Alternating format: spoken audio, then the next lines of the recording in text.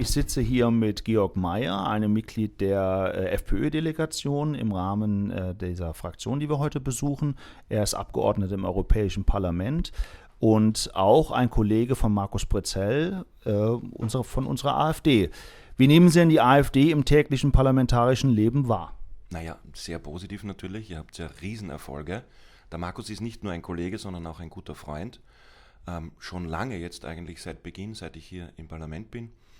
Und das ist unheimliche wichtige Arbeit, die hier geleistet wird, auch im Europaparlament. Das darf man nicht unterschätzen. Natürlich ist zu Hause wichtig, die Erfolge einzufahren, aber auch hier, um einen Gegenpol zu diesen mächtigen Sozialisten und zu den Konservativen hier zu bilden. Sie haben gerade von mächtigen Sozialisten und Konservativen gesprochen.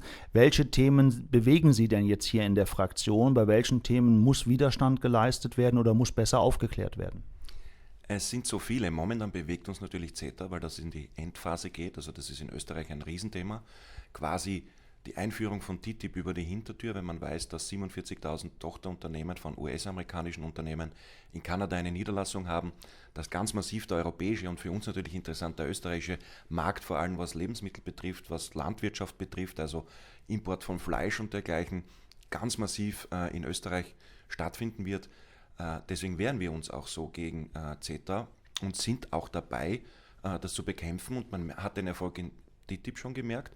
Und es beginnt auch hier ein Umdenken.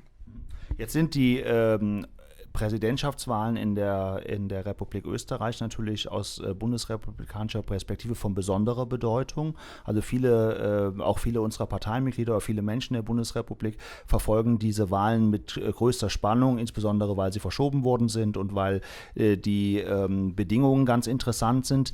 Was ist denn Ihre Prognose und welche Bedeutung messen Sie einem einem möglichen Wahlsieg von Norbert Hofer zu?